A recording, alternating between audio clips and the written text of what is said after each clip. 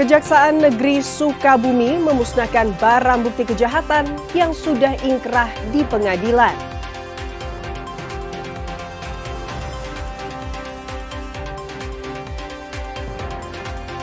Petugas lapas kelas 2B Cianjur gagalkan penyelundupan obat terlarang ke dalam lapas.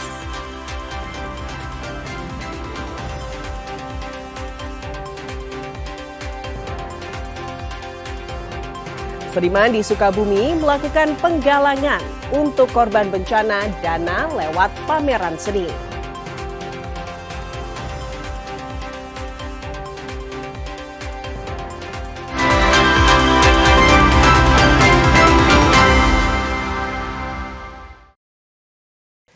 Selamat pagi saudara, selain ketiga informasi utama tadi, kami masih memiliki informasi menarik lainnya.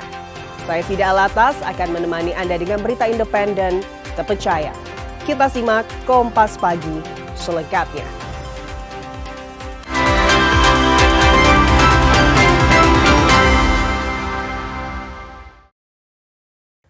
Saudara, Kejaksaan Negeri Sukabumi memusnahkan barang bukti kejahatan yang sudah ingkrah di pengadilan.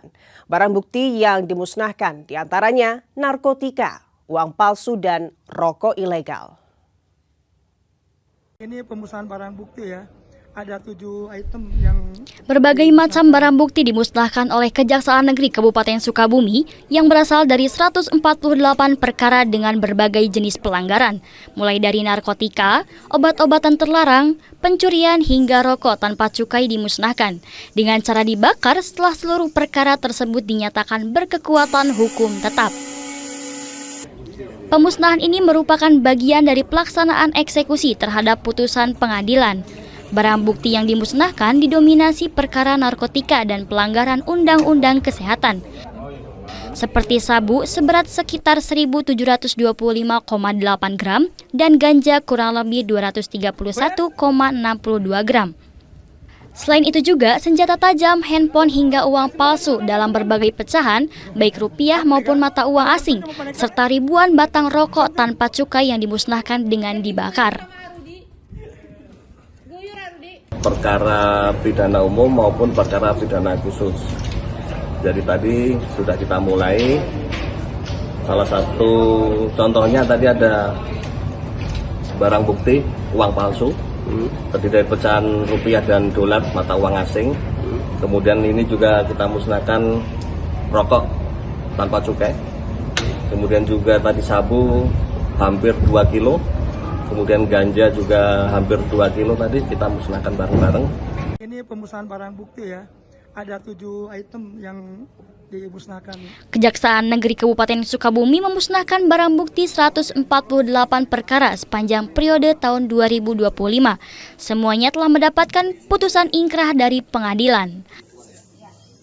Andris Mukhtar, Kompas TV, Sukabumi, Jawa Barat.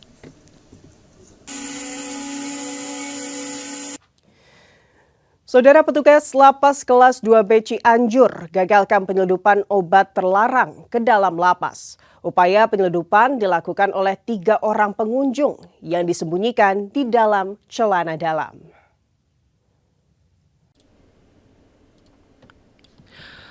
Petugas Lembaga Pemasyarakatan kelas 2B Cianjur menggagalkan upaya penyelundupan pil tramadol sebanyak 145 butir yang dibawa oleh pengunjung ke dalam lapas. Narkotika jenis obat terlarang ini diketahui disembunyikan pelaku di dalam celana dalam yang dibungkus dengan lakban. Pengungkapan ini terjadi saat petugas lapas melakukan pemeriksaan rutin terhadap pengunjung warga binaan pemasyarakatan. Menurut Eris, pengunjung yang kedapatan akan menyelundupkan narkoba ini akan menjenguk warga binaan berinisial RS yang merupakan narapidana kasus narkotika dengan vonis 8 tahun penjara dan telah menjalani masa pidana sekitar 1 tahun 6 bulan di lapas kelas 2B Cianjur. Pukul 10.30 kami berhasil mengagalkan upaya penyelundupan narkoba sebanyak 145 butir tramadol oleh 3 orang pengunjung. 3 orang pengunjung yang mengunjungi 1 orang. Nah, untuk langkah selanjutnya ketiganya apakah diamankan begitu Pak atau bagaimana Pak?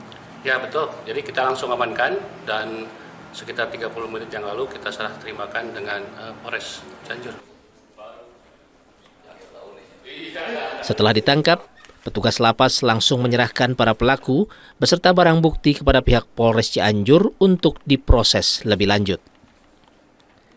Angga Riyadi, Kompas TV, Cianjur, Jawa Barat. Satuan Lalu Lintas Polres Garut melakukan pembatasan jam operasional kendaraan besar selama libur Natal dan Tahun Baru. Hal ini dilakukan untuk mengantisipasi kemacetan selama Nataru.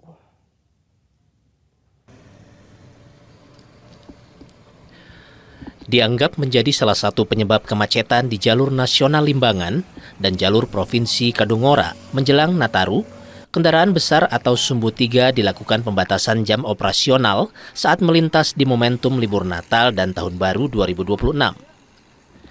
Kendaraan Sumbu 3 diperbolehkan beroperasi dari mulai pukul 22 malam sampai dengan pukul 5 pagi dan berlaku dari tanggal 22 Desember hingga 4 Januari 2026 mendatang.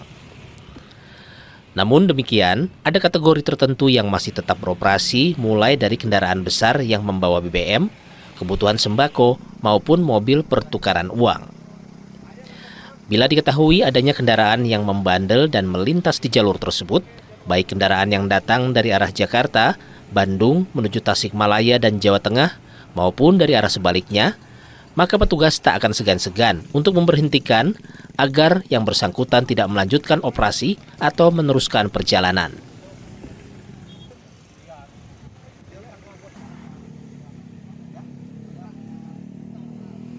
Mereka untuk melaksanakan operasional hanya dibatasi waktu saja, yaitu mulai pukul 22.00 sampai dengan pukul 5 untuk sumbu-sumbu besar ini bisa melaksanakan operasional. Namun untuk siang hari dari jam 5 sampai jam 22 itu tidak bisa beroperasional. Ini angkutan Sumbu 3 termasuk tronton, kemudian angkutan-angkutan besar ya. Kecuali mungkin untuk bahan sembako, kemudian Pertamina dan pupuk yang bisa melaksanakan operasional. Isi ya dikarenakan ada gini dari jam 10 malam sampai jam 5 pagi. Jam 5 pagi ke siangnya nggak bisa aktivitas mobil besar. Dari Sidoarjo sampai ke Bayongbong. Jadi tanggapi aja. Udah pelaturan mau gimana Pak? Iya. Udah pelaturan aparat masa kita dilarang gitu kan. Ya udah itu aja. Nah, ini nggak seumur-umur kok gini. Cuma ada tahun-tahun ini aja gitu aja. Larangan ini diberlakukan dengan tujuan untuk mengurangi kemacetan di libur Nataru dan sudah sesuai dengan surat keputusan bersama yang sebelumnya telah disepakati. Ridwan Mustafa, Kompas TV, Garut, Jawa Barat. Saudara, ribuan buruh dari berbagai serikat pekerja di Sukabumi berunjuk rasa menuntut kenaikan UMK 2026 yang saat ini tengah dibahas oleh Dewan Pengupahan Kabupaten Sukabumi. Para buruh menuntut kenaikan 8,77% yang dianggap mendekati komponen hidup layak atau KHL Provinsi Jawa Barat, yakni Rp4.100.000. Unjuk rasa ribuan buruh dari berbagai serikat pekerja ini mendatangi kantor Dinas Sosial Kabupaten Sukabumi, tempat pembahasan kenaikan UMK 2026 oleh Dewan Pengupahan bersama para pengusaha dan perwakilan buruh. Para buruh yang berorasi di halaman Dinsos ini mengusulkan kenaikan UMK 2026 sebesar 8,77% dari sebelumnya Rp3.604.483 menjadi Rp3.920.596. Kenaikan 8,77% atau sebesar Rp316.113 ini dianggap layak karena mendekati komponen hidup layak atau KHL yang sudah ditetapkan Kementerian Tenaga Kerja. Aksi ini juga sebagai bentuk pengawalan terkait pembahasan kenaikan UMK hingga rapat menghasilkan kesepakatan. Jika dalam pembahasan terjadi kebuntuan, para buruh akan menempuh langkah lanjutan dengan mendatangi Bupati Sukabumi. Ketua DPC SPN Kabupaten Sukabumi, Budi Mulyadi mengatakan, Kehadiran massa buruh bertujuan memastikan proses pembahasan UMK berjalan sesuai dengan regulasi dan berpihak pada kesejahteraan pekerja. Kegiatan hari ini adalah proses pengawalan penetapan UMK Kabupaten Sukabumi yang hari ini sedang dilaksanakan oleh Dewan Pengupahan Kabupaten Sukabumi. Kita dari unsur pekerja dan buruh mengusulkan, menyampaikan tuntutan kami agar upah itu bisa ada kenaikan sesuai dengan PP yang terakhir yang berlaku saat ini. Kami menuntut kenaikan upah itu adalah 8,77%. Sementara itu, pembahasan hingga sore masih berlangsung. Namun jika dalam pembahasan ini deadlock, aksi buruh akan dilanjut dengan berunjuk rasa di pendopo Bupati Sukabumi. Andris Muhtar, Kompas TV, Sukabumi, Jawa Barat.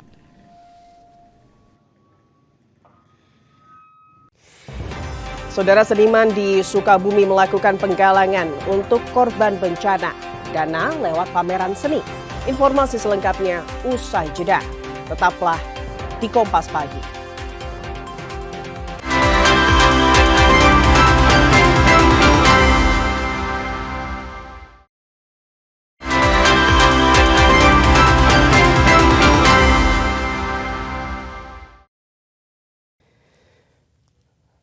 Saudara, peran ibu sejak masa kehamilan hingga tumbuh kembang anak menjadi kunci dalam menentukan masa depan generasi.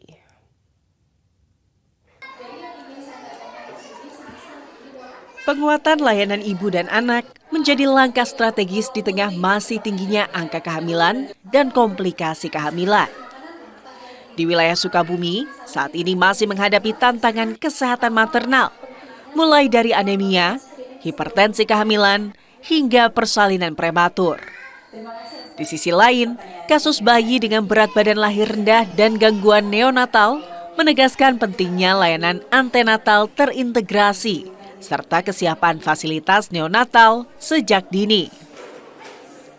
Ibu Wakil Wali Kota, Kia Florita, mengapresiasi kegiatan ini sangat positif karena ibu adalah sekolah pertama bagi anak. Edukasi seperti ini diharapkan mampu meningkatkan kualitas kesehatan ibu dan anak di Sukabumi. Menghadiri kegiatan yang luar biasa ya di momentum Hari Ibu. Ya, tadi sudah diuraikan ya oleh Ibu Wakil Wali Kota ini. Memang betul bahwa bagaimana atensi kita, fokus kita untuk tetap menjaga ibu-ibu ya, khususnya ibu hamil, ibu bersalin, sampai ke mereka membesarkan anak-anak itu luar biasa. Makanya bagi kita semua mereka itu tidak berlebihan sepertinya Bu ya, bahwa segala kebijakan kita, segala perhatian, pikiran, dan semua potensi yang kita punyai.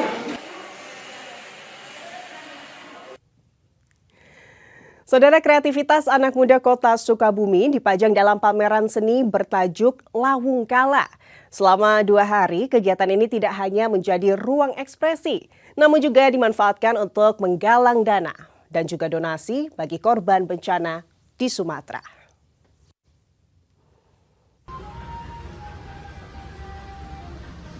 Puluhan karya seni dan kreativitas anak muda kota Sukabumi dipamerkan dalam kegiatan Lawung Kala.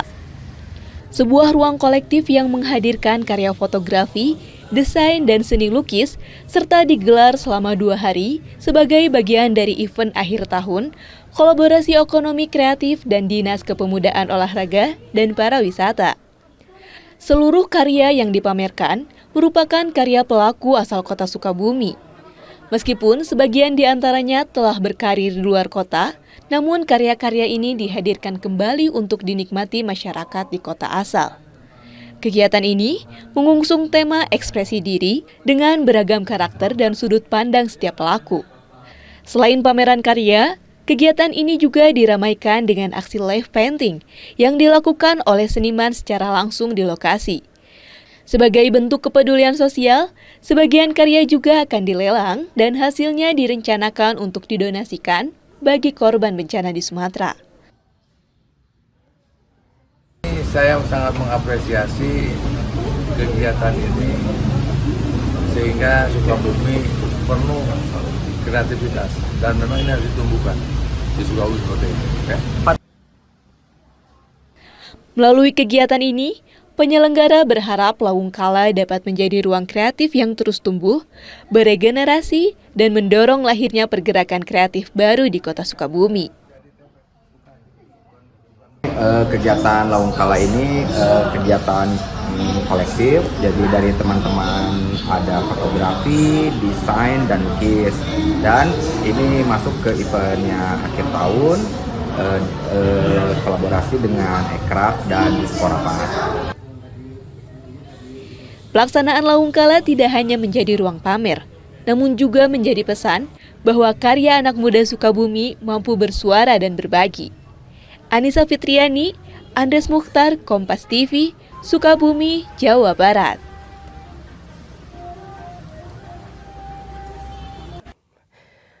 Lanut Hussein Sastra Negara Bandung bersama komunitas motor besar menggalang penggalangan donasi bagi korban bencana di Sumatera. Donasi berupa uang dan barang akan dikirim langsung ke lokasi terdampak menggunakan pesawat Hercules. Saya sebagai memberikan fasilitas, silahkan gunakan Lanut Hussein ini. Kita dengan masyarakat. Penggalangan donasi digelar di lapangan Bandara Hussein Sastra Negara Bandung melibatkan ratusan rider motor besar dari berbagai komunitas. Para rider melakukan parade dan safety riding sebagai bagian dari aksi kemanusiaan untuk korban bencana Aceh, Sumatera Utara, dan Sumatera Barat. Kami dari Lanut Hussein Sastra Negara, dari Angkatan Udara khususnya, kemudian bekerja sama dengan BNC, kemudian rekan-rekan dari motor besar, apapun itu jenis motornya yang berada di sekitaran Bandung, bahkan yang ada di Jakarta. Hal ini bertujuan untuk memberikan sumbangan atau rasa iba kepada rekan-rekan kita, saudara-saudara kita di wilayah Sumatera, khususnya di wilayah Aceh, Padang, Medan. Kami sudah koordinasi dengan rekan kami di sana sebagai koordinator bakti sosial di sana, bahwa yang diperlukan saat ini di Sumatera adalah bahan makanan. Yang insya Allah seluruhnya ini dari tadi yang kita sebutkan, yang kita dengar, sumbangan akan segera kita salurkan dan Angkatan Udara akan mendukung secara penuh menggunakan pesawat yang kita siapkan, baik dari Bandung menuju ke Medan maupun nanti dari Medan sebagai hub ke beberapa spot yang dibutuhkan. Saya sebagai memberikan fasilitas, silakan gunakan. Donasi yang terkumpul berasal dari sejumlah komunitas motor besar dengan nilai bantuan mulai dari 5 juta hingga ratusan juta rupiah. Seluruh bantuan akan dikirim ke Sumatera menggunakan pesawat Hercules TNI AU. Tim Liputan Kompas TV, Bandung, Jawa Barat. Tapi siapapun untuk ikut juga safety riding dengan syaratnya mendaftar dulu ke panitia. Hampers Natal dengan beragam isi dan kemasan menarik kian banyak diburu. Di Bandung, saudara, penjualan hampers meningkat hingga 15% dibanding musim Natal tahun lalu.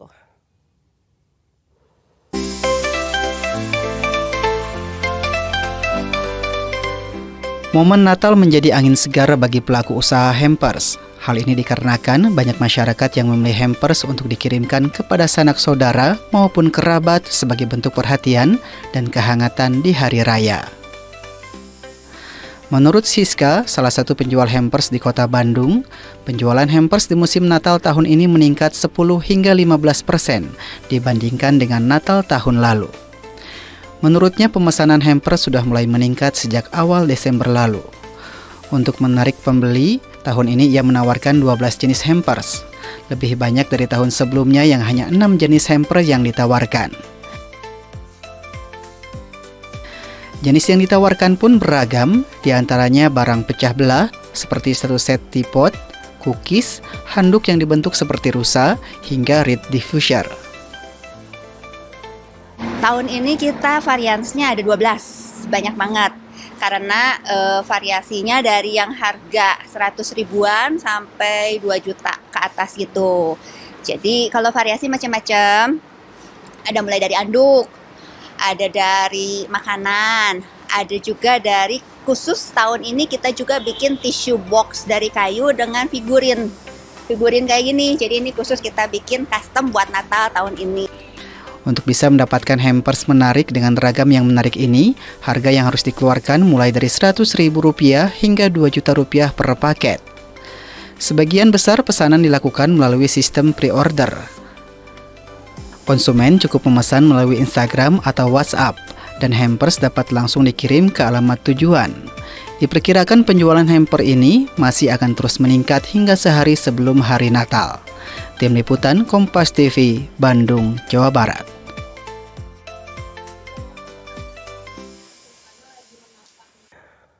Momen akhir tahun menjadi berkah bagi pelaku usaha kue kering. Di Bandung, saudara, menjelang Natal 2025 dan Tahun Baru 2026, penjualan kue kering meningkat lebih dari 200%.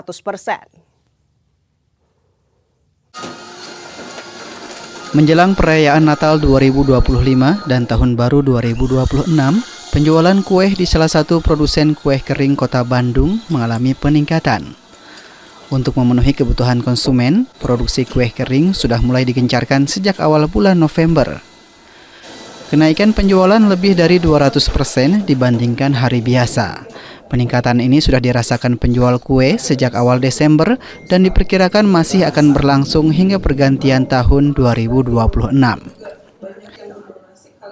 Peningkatan kalau Natal dari awal Desember biasanya memang udah mulai mulai masuk bulan Desember udah mulai kelihatan rame gitu. Tapi biasanya peak-peaknya memang H-7 menjelang hari Natalnya. Setelah itu sampai tahun baru lah. Setelah itu mungkin agak naik lagi Imlek, tapi tidak serame Natal juga. Karena mungkin lebih segmented yang merayakannya ya. Tidak semua komunitas Tionghoa pun bahkan merayakan Imlek gitu. Tahun ini karena agak deketan nih hari raya Natal dengan Lebaran, jadi memang produksi kita juga sudah ngegas dari bulan November kemarin. Untuk menarik minat pembeli dan meningkatkan penjualan, produsen kue pun mengeluarkan 3 varian baru, yaitu baton cookies, terdiri dari karamel pistachio, almond, dan choco cheese. Selain itu, konsumen juga diberi pilihan kue harian sehat, berupa health cookies gluten free. Inovasi rasa dan varian kue menjadi salah satu strategi penjual untuk menarik minat konsumen, sekaligus menyesuaikan dengan tren makanan sehat yang kian digemari. Apalagi kue kering yang dijual dapat dibungkus dalam bentuk hampers. Kadang kayak sama ya, mau Natal mau Tahun Baru itu pasti ada kue kering gitu. Tradisinya Natal sama Lebaran itu sama. Harus ada kue kering gitu kayaknya, teman-teman juga kayak gitu. Sedangkan mertuaku juga ngerayain Natal kan. Jadi pas ada di listnya itu pasti wajib ada kue kering gitu. Penjual optimis penjualan kue kering masih akan terus meningkat hingga menjelang pergantian tahun. Tim Liputan Kompas TV, Bandung, Jawa Barat. Saudara, wisatawan menikmati senja di Pantai Pangandaran. Informasinya sesaat lagi, saudara. Tetaplah di Kompas Pagi.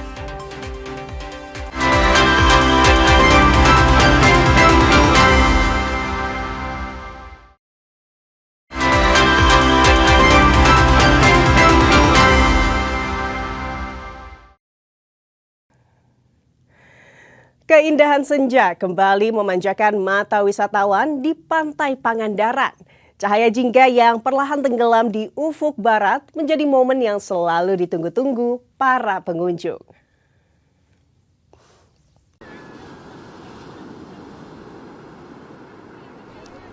Beginilah suasana Pantai Pangandaran saat matahari mulai terbenam. Semburan warna oranye menyapu langit berpadu dengan deburan ombak yang tenang. Banyak wisatawan yang sengaja datang sore hari demi menikmati panorama sunset yang menjadi daya tarik utama pantai ini. Beberapa pengunjung bersama keluarga ataupun sahabat tampak mengabadikan momen dengan kamera ponsel, bahkan ada yang duduk santai di bibir pantai menikmati hembusan angin laut. Bagi mereka, menikmati sunset di Pangandaran bukan hanya tentang pemandangan yang indah, tetapi juga cara melepas penat dari rutinitas sehari-hari. Kan udah nggak terlalu panas, buat cuacanya juga udah agak enak ya ketimbang tadi masih panas. Kalau lihat sunset itu enaknya emang sore-sore kayak gini. Kalau di Pantai Barat kan emang sunsetnya itu ya, pemandangannya gitu. Ini kenapa memilih ke Pangandaran, Lura? Oh, Pangandaran tuh udah jadi destinasi wisata semua warga Jawa Barat ya. Kayaknya kalau belum ke Pangandaran tuh ada yang kurang gitu. Jadi emang favorit juga untuk Pangandaran. Bahkan sejumlah wisatawan dari Bandung mengaku rela jauh menempuh perjalanan 200 km lebih, memakan waktu 5 hingga 6 jam untuk sampai ke Pantai Pangandaran. Kali ini kami sedang menikmati sunset di Pangandaran. Yang sebenarnya Pangandaran itu apa ya? Pantai paling bagus mungkin ya di Jawa Barat. Sebenarnya Pangandaran tuh tempat liburan keluarga yang paling cocok. Bukan dari sekedar melihat sunset, tapi sunrise juga sangat baik, sangat cocok. Kenapa memilih ke pantai ini, Pantai Barat? Nyari sunset sih, tapi saya hari ini mendung, jadi kurang puas lihat sunset. Dengan suasana alam yang menenangkan, senja di Pantai Pangandaran selalu mencuri perhatian wisatawan. Menjadi momen sederhana namun penuh kehangatan bagi siapa saja yang hadir menikmati indahnya pergantian hari. Tim Liputan Kompas TV, Pangandaran, Jawa Barat.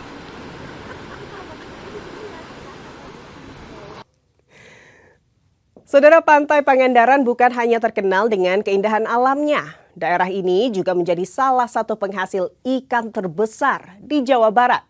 Dan belum lengkap rasanya berkunjung ke Pangandaran tanpa membeli oleh-oleh asin jambal roti.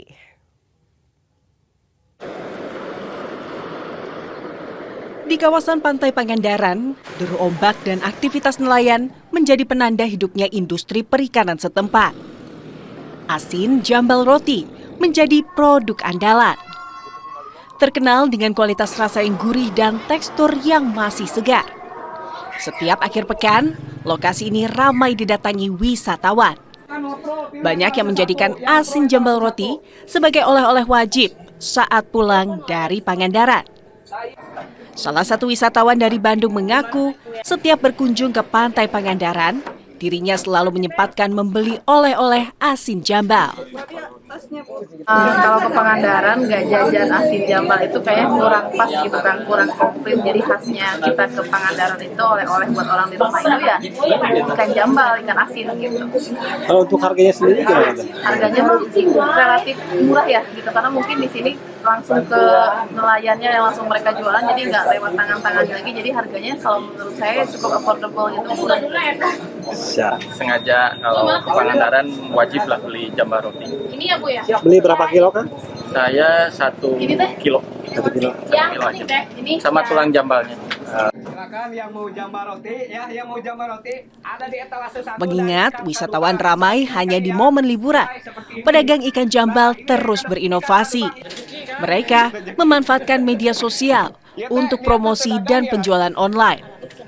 Dengan cara ini, penjualan asin jambal tetap stabil. Bahkan, rata-rata para pedagang mengaku dapat menjual hingga 100 kg per hari, baik secara online maupun offline. Kalau online sih mulainya dari aku kuliah ya, dari aku kuliah 2017. Cuma dulu dapat satu pelanggan aja susah banget dulu. Nah, maju-majunya di online tuh setelah 2023 kemarin. Meledaklah viral di TikTok ya, dari situ orderan terus. Yang dulunya 1 bulan sekarang alhamdulillah 1 bulan bisa lebih dari 1000 resi. Dengan kualitas yang terjaga dan strategi penjualan yang adaptif, asin jambal Pangandaran tetap menjadi primadona, baik bagi wisatawan maupun pelanggan dari berbagai daerah. Tim Liputan, Kompas TV, Pangandaran, Jawa Barat.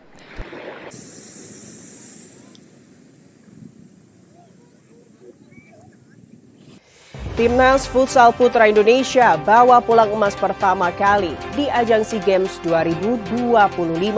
Informasi selengkapnya kami hadirkan Usai jeda.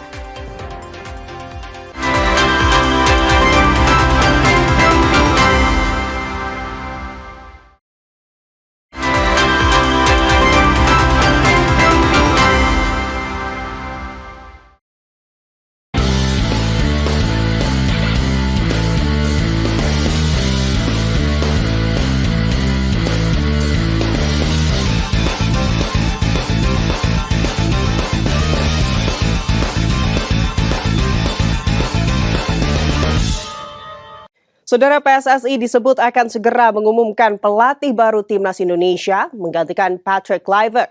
Segudang pengalaman dan prestasi saat menukangi Timnas membuat nama John Hartman semakin menguat menjadi juru taktik Timnas Indonesia.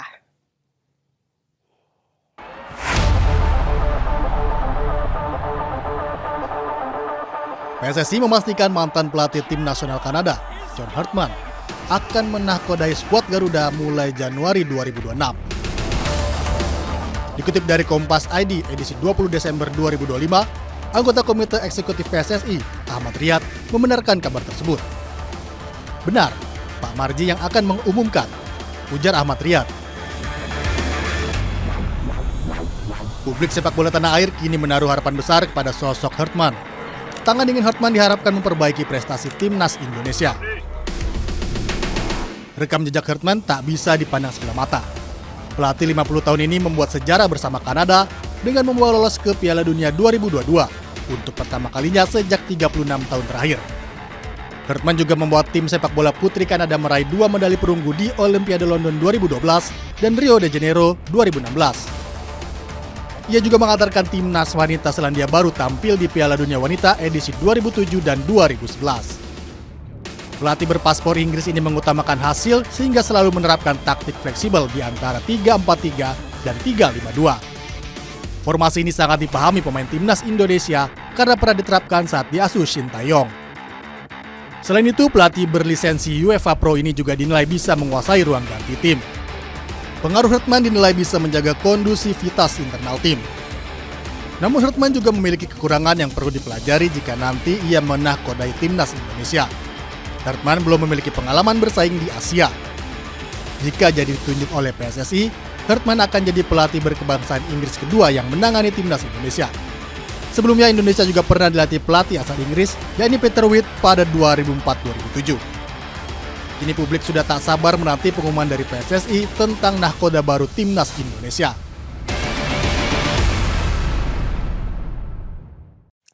Cetak sejarah bawa pulang emas pertama kali di ajang SEA Games 2025. Timnas Futsal Putra Indonesia disambut meriah supporter La Grande di Bandara Soekarno-Hatta.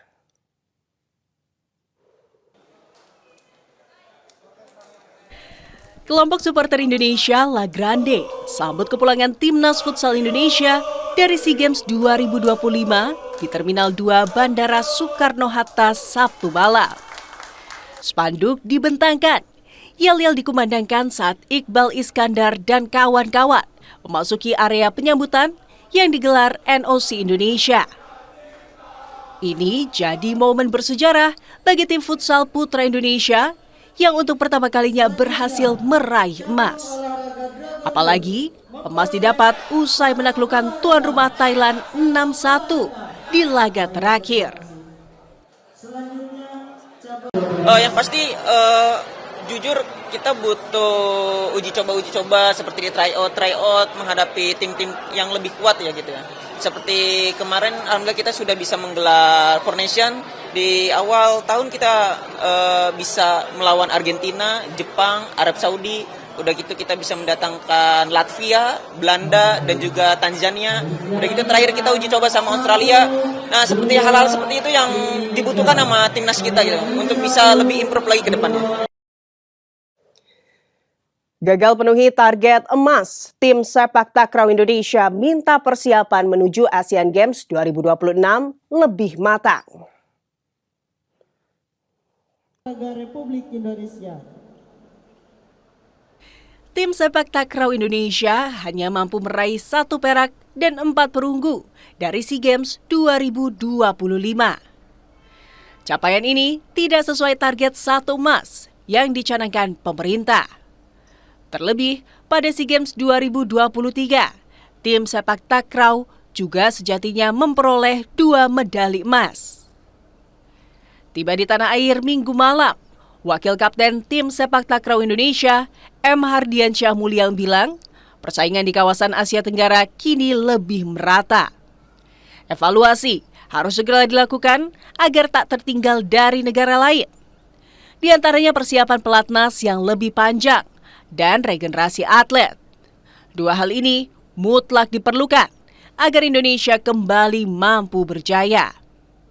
Terdekat, ada Asian Games 2026 yang akan menjadi panggung atlet sepak takraw Indonesia. Ke depan ini kita akan prepare lagi untuk menuju di Asian Games di Nagoya, Jepang 2026 insya Allah. Mungkin evaluasinya itu semoga dari pemerintah ini bisa lebih cepat dimulai dengan training centernya supaya persiapan lebih matang lagi ke depannya insya Allah. Ya. SEA Games selesai. Ketibaan tim sepak takraw di tanah air Minggu malam tandai gelombang terakhir kepulangan atlet dari Thailand. Usai sudah perjuangan patriot olahraga nasional pada SEA Games 2025, tim sepak takraw jadi salah satu kontingen terakhir yang tiba di tanah air. Total 1.021 atlet Indonesia telah selesai tunaikan tugas. Sebagian besar kembali ke Indonesia, sementara beberapa atlet melanjutkan dengan kegiatan pribadi.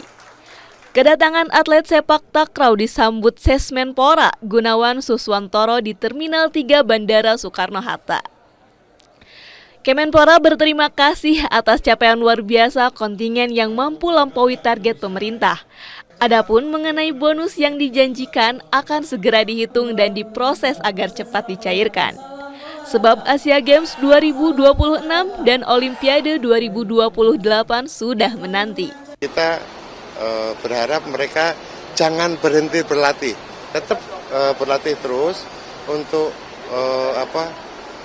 melatih tekniknya, melatih fisiknya supaya nanti Asian Games bisa berhasil lagi.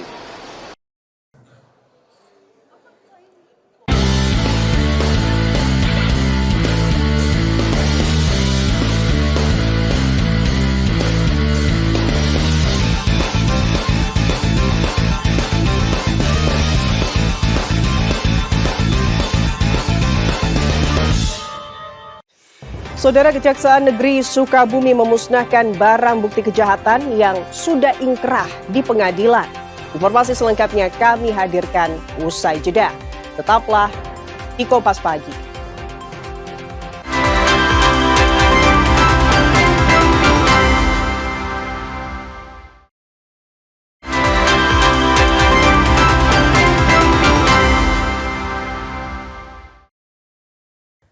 Saudara, Kejaksaan Negeri Sukabumi memusnahkan barang bukti kejahatan yang sudah ingkrah di pengadilan. Barang bukti yang dimusnahkan diantaranya narkotika, uang palsu, dan rokok ilegal. Ini pemusnahan barang bukti ya. Ada 7 item yang... Berbagai macam barang bukti dimusnahkan oleh Kejaksaan Negeri Kabupaten Sukabumi yang berasal dari 148 perkara dengan berbagai jenis pelanggaran, mulai dari narkotika, obat-obatan terlarang, pencurian hingga rokok tanpa cukai dimusnahkan, dengan cara dibakar setelah seluruh perkara tersebut dinyatakan berkekuatan hukum tetap. Pemusnahan ini merupakan bagian dari pelaksanaan eksekusi terhadap putusan pengadilan. Barang bukti yang dimusnahkan didominasi perkara narkotika dan pelanggaran Undang-Undang Kesehatan, seperti sabu seberat sekitar 1.725,8 gram dan ganja kurang lebih 231,62 gram. Selain itu juga senjata tajam, handphone hingga uang palsu dalam berbagai pecahan, baik rupiah maupun mata uang asing, serta ribuan batang rokok tanpa cukai yang dimusnahkan dengan dibakar. Perkara pidana umum maupun perkara pidana khusus. Jadi tadi sudah kita mulai. Salah satu contohnya tadi ada barang bukti uang palsu, terdiri dari pecahan rupiah dan dolar mata uang asing. Kemudian ini juga kita musnahkan rokok tanpa cukai. kemudian juga tadi sabu hampir 2 kilo, kemudian ganja juga hampir 2 kilo tadi kita musnahkan bareng-bareng. Ini pemusnahan barang bukti ya, ada 7 item yang dimusnahkan. Kejaksaan Negeri Kabupaten Sukabumi memusnahkan barang bukti 148 perkara sepanjang periode tahun 2025. Semuanya telah mendapatkan putusan ingkrah dari pengadilan. Adris Mukhtar, Kompas TV, Sukabumi, Jawa Barat.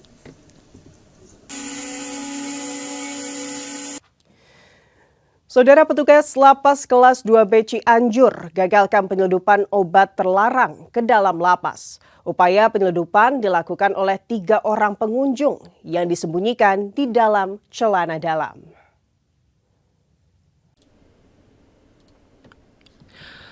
Petugas Lembaga Pemasyarakatan kelas 2B Cianjur menggagalkan upaya penyelundupan pil tramadol sebanyak 145 butir yang dibawa oleh pengunjung ke dalam lapas. Narkotika jenis obat terlarang ini diketahui disembunyikan pelaku di dalam celana dalam yang dibungkus dengan lakban. Pengungkapan ini terjadi saat petugas lapas melakukan pemeriksaan rutin terhadap pengunjung warga binaan pemasyarakatan. Menurut Eris, pengunjung yang kedapatan akan menyelundupkan narkoba ini akan menjenguk warga binaan berinisial RS yang merupakan narapidana kasus narkotika dengan vonis 8 tahun penjara dan telah menjalani masa pidana sekitar 1 tahun 6 bulan di lapas kelas 2B Cianjur. Pukul 10.30 kami berhasil mengagalkan upaya penyelundupan narkoba sebanyak 145 butir tramadol oleh 3 orang pengunjung.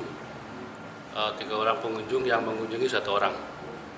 Nah, untuk langkah selanjutnya ketiganya apakah diamankan begitu Pak atau bagaimana Pak? Ya betul, jadi kita langsung amankan dan sekitar 30 menit yang lalu kita serah terimakan dengan Polres Cianjur. Setelah ditangkap, petugas lapas langsung menyerahkan para pelaku beserta barang bukti kepada pihak Polres Cianjur untuk diproses lebih lanjut. Angga Riyadi, Kompas TV, Cianjur, Jawa Barat. Satuan Lalu Lintas Polres Garut melakukan pembatasan jam operasional kendaraan besar selama libur Natal dan Tahun Baru. Hal ini dilakukan untuk mengantisipasi kemacetan selama Nataru.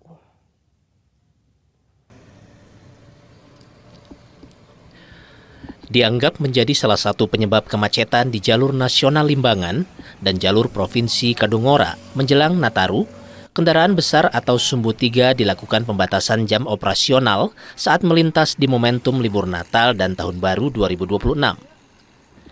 Kendaraan sumbu 3 diperbolehkan beroperasi dari mulai pukul 22 malam sampai dengan pukul 5 pagi dan berlaku dari tanggal 22 Desember hingga 4 Januari 2026 mendatang.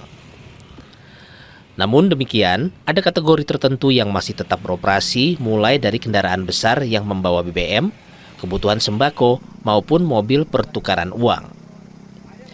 Bila diketahui adanya kendaraan yang membandel dan melintas di jalur tersebut, baik kendaraan yang datang dari arah Jakarta, Bandung menuju Tasikmalaya dan Jawa Tengah, maupun dari arah sebaliknya, maka petugas tak akan segan-segan untuk memberhentikan agar yang bersangkutan tidak melanjutkan operasi atau meneruskan perjalanan.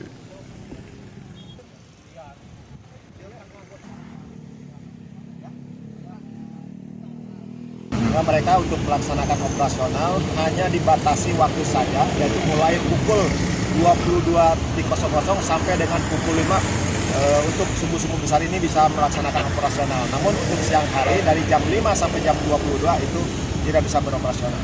Ini angkutan sumbu 3 termasuk tronton, kemudian angkutan-angkutan besar ya. Kecuali mungkin untuk bahan sembako, kemudian Pertamina dan pupuk yang bisa melaksanakan operasional. Di sini ya dikarenakan ada gini dari jam 10 malam sampai jam 5 pagi. Jam 5 pagi ke siangnya nggak bisa aktivitas mobil besar. Dari Sidoarjo sampai ke Bayongbong. Jadi tanggapi aja. Udah pelaturan mau gimana Pak? Iya. Udah pelaturan aparat masa kita dilarang gitu kan. Ya udah itu aja. Karena ini nggak seumur umur kok gini. Cuma ada tahun-tahun ini aja gitu. Larangan ini diberlakukan dengan tujuan untuk mengurangi kemacetan di libur Nataru dan sudah sesuai dengan surat keputusan bersama yang sebelumnya telah disepakati. Ridwan Mustafa, Kompas TV, Garut, Jawa Barat. Saudara, ribuan buruh dari berbagai serikat pekerja di Sukabumi berunjuk rasa menuntut kenaikan UMK 2026 yang saat ini tengah dibahas oleh Dewan Pengupahan Kabupaten Sukabumi. Para buruh menuntut kenaikan 8,77% yang dianggap mendekati komponen hidup layak atau KHL Provinsi Jawa Barat, yakni Rp4.100.000.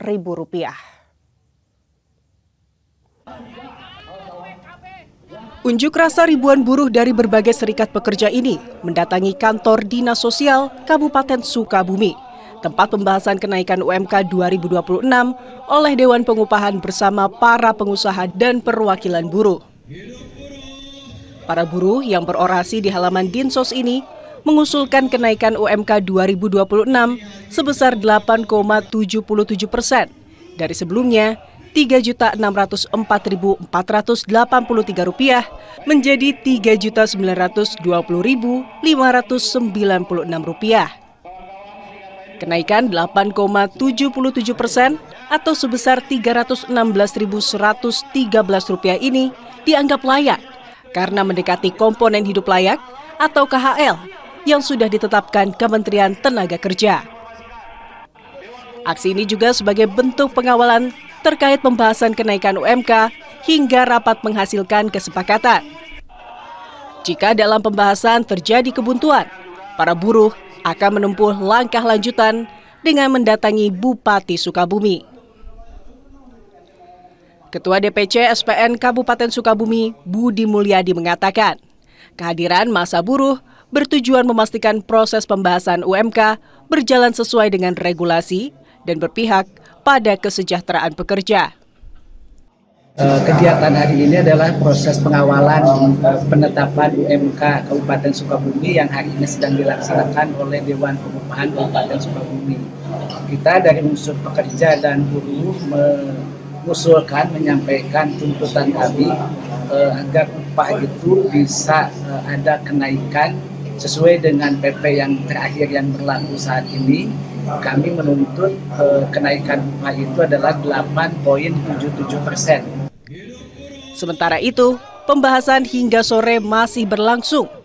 Namun jika dalam pembahasan ini deadlock, aksi buruh akan dilanjut dengan berunjuk rasa di pendopo Bupati Sukabumi.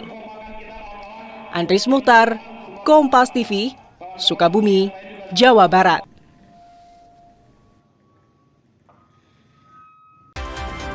Saudara, dengan berakhirnya informasi tadi sekaligus mengakhiri Kompas Pagi episode hari ini. Saya Fida Alatas beserta kru yang bertugas mengucapkan terima kasih dan sampai jumpa.